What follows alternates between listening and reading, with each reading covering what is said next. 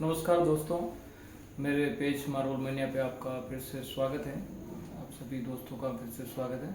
मैं marble tiles का काम करता हूँ, तो मार्बल रिलेटेड ही सारे वीडियो बनाता हूँ।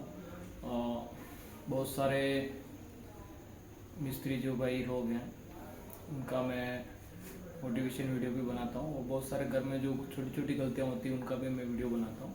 तो पेज पे आप मेरे साथ जुड़िए कि आप घर में अक्सर कौन कौन सी गलतियाँ करते हैं, और अक्सर मिस्त्री भाई क्या क्या गलतियाँ करते हैं उसके बारे में मैं आज आपसे बात कर रहा हूँ। तो बताता हूँ। सबसे पहले अपन बात करते हैं कि जो भी आप मटेरियल जो खरीदते हैं वो आप जब भी आप घर बनाना चाहते हैं तो मटेरियल परचेज के लिए जिसके भी पास जाते हैं, जो भी डीलर होता है, सेलर होता है, तो हाई प्रोफाइल होता है। वो जैसा आपको बताता है वैसा आप ले आते हैं, और कम प्राइस की रेट चीज़ें भी आप महंगी प्राइस में ले आते हैं, क्योंकि उसका स्टैंडर्ड थोड़ा हाई होता है, तो चकाचौंध होता है, सब तरफ लाइटिंग होती है, टाइल्स भी चमक होती है, तो आप ले आते हैं। बाद में जब मटेरियल सारा आप महंगा ले आते हैं, एडहेसिव भी आप बिना जानकारी और मार्बल टाइल्स वाले कैसे ले आते हैं, आप उसका ग्रेड नहीं चेक करते। बाद में आप क्या करते हैं, जब ये सब चीज़ें परचेज कर लेते हैं तो आपको फिर एक मिस्त्री ढूंढना होता है या ठेकेदार ढूंढना होता है जो इन चीज़ों को लगाने के लिए परफेक्ट हो। तो उसमें आप क्या करते हैं, सस्ता वाला ढूंढते हैं। सबसे बड़ी गलती ये करते हैं घर मालिक कि मटेरियल अच्छा लाते हैं, एडहेसिव अच्छा लाते हैं, सब चीज़ें अच्छी लाते हैं। जब उनको फिक्सिंग का जो काम स्टार्ट होता है, या तंत्र प्लास्टर का मिस्त्री हो गया, कोई भी हो गया, तो उसमें वो अक्सर हमेशा सस्ता ढूंढते हैं, और मिस्त्री को हमेशा दबा के रखते हैं, लेबर को दबा के रखते हैं, क्योंकि वो मिस्त्री ठेकेदार थोड़ा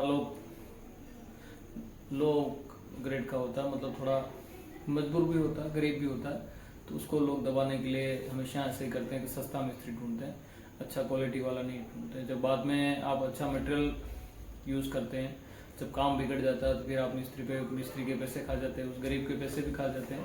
इसमें उसकी कोई गलती नहीं होती, गलती सारी आपकी होती है। जब वो कहता है कि मेरे 40 रुपये में टाइल लगाऊंगा, और आप उससे डिस्काउंट मांगते हैं, डिस्काउंट मांगने के बाद आप उसको 30 रुपये 25 रुपये पिलाते हैं, और लास्ट में जब उसका फाइनल हिसाब करते हैं तो उसमें भी आप और पैसे खा जाते हैं। तो फिर मिस्त्री क्या करेगा, वो घर से पैसा नहीं भरेगा, तो वो 20 रुपये 25 रुपये जैसे ही काम करेगा। तो आपको हमेशा ध्यान रखना चाहिए कि अगर मटेरियल अच्छा ला रहे हैं तो आप मिस्त्री भी अच्छा लाइए, और मटेरियल में अगर आपको पैसा बचाना है तो आप जैसे कहीं भी टाइल परचेज करें तो आप मार्केट में 4-5 जगह जाके टाइल का जो भी रेट है वो पता करें। अक्सर टाइलें खरीदते हैं, उसमें भी बहुत सारी तरह के टाइलें अलग अलग ग्रेड की आती हैं, विट्रीफाइड आती है, फुल विट्रीफाइड आती है।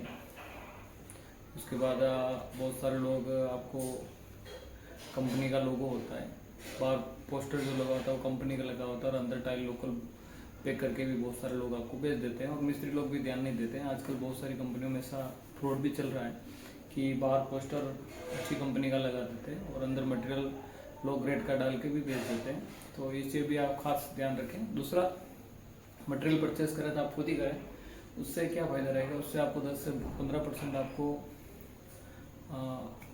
फ़ायदा हो जाएगा। अगर वीडियो अच्छा लगे तो लाइक करते जाइए और सब्सक्राइब करते जाइए पेज को। उसके बाद मेरा जो पर्सनल एक्सपीरियंस है वो ये है कि हमेशा आप काम करवाएं तो अच्छी क्वालिटी की एडहेसिव या सीमेंट यूज़ करें। अगर आप घर का काम करवा रहे हैं या बाथरूम का काम करवा रहे हैं तो जनरल जो प्रोसेस है उसको आप फॉलो करें। जैसे कि बाथरूम में आप काम करवा रहे हैं तो बाथरूम में सबसे पहले आपको वाटर प्रूफिंग करवानी चाहिए। वाटर प्रूफिंग के लिए भी आपको एजेंसी ऐसी हायर करनी चाहिए जो उसका काम नीट एंड क्लीन हो। बहुत सारे लोग ऐसे क्या करते हैं कि बाथरूम में कचरा है, साफ सफाई हुई नहीं है, डीप क्लीन हुआ नहीं है, और वाटर प्रूफिंग कर देते हैं। तो डस्ट के ऊपर अगर वाटर प्रूफिंग करोगे तो बाद में लीकेज होगी। और बहुत सारे लोग जल्दबाजी करते हैं, वाटर प्रूफिंग करा देते हैं, तो टेस्टिंग नहीं करते। टेस्टिंग आपको करनी चाहिए, 1 या 2 दिन तक पानी भर के आपको देखना चाहिए कि बाथरूम में लीकेज नहीं है। तो ये चीज़ें भी आपको नॉर्मली चेक कर ली चाहिए। और ऐसा ही गलती प्लम्बिंग में भी करते हैं, बहुत सारे प्लम्बिंग की लाइनें लगवा देते हैं तो प्रेशर चेक नहीं करते हैं। प्रेशर गांव में भी अक्सर ऐसे ही करते हैं कि लोग प्रेशर चेक नहीं करते हैं। तो आपको हमेशा ध्यान रखना चाहिए कि अगर प्लम्बिंग की लाइन करें तो प्रेशर चेक करना चाहिए। और मिस्त्री भाई को भी मैं बताता हूँ, टाइल्स वाले मिस्त्री भाई, अगर आपका बाथरूम लगा रहे हैं तो फ्लोर जब लग रहा हो तो आपको देखना चाहिए उसमें स्लोप प्रॉपर दिया कि नहीं दिया। ये सब चीज़ें आपको छोटी छोटी ध्यान में रखनी चाहिए। अगर आप ध्यान नहीं देंगे तो बाद में बड़ी प्रॉब्लम आएगी। दूसरा किचन बनवा रहे हैं बहुत सारे लोग, सीढ़ी की रेट अलग देते हैं। दूसरा मेरा एक सबसे घर मालिकों से यही है कि आप अगर घर बनवा रहे हैं तो हर एक एजेंसी से आप कोटेशन लें, उसका रेट लें, तो उससे क्या दिक्कत रहेगी, आपको घर का जो बजट है वो आपको पता रहेगा। दूसरा, बाद में काम होने के बाद मिस्त्री या घर मालिक से बीच में खर्च नहीं होती है। हर चीज़ का आपको कोटेशन लेना चाहिए। आपसे कोई भी काम करवाने से पहले उससे एक बार उसका बजट लेना चाहिए।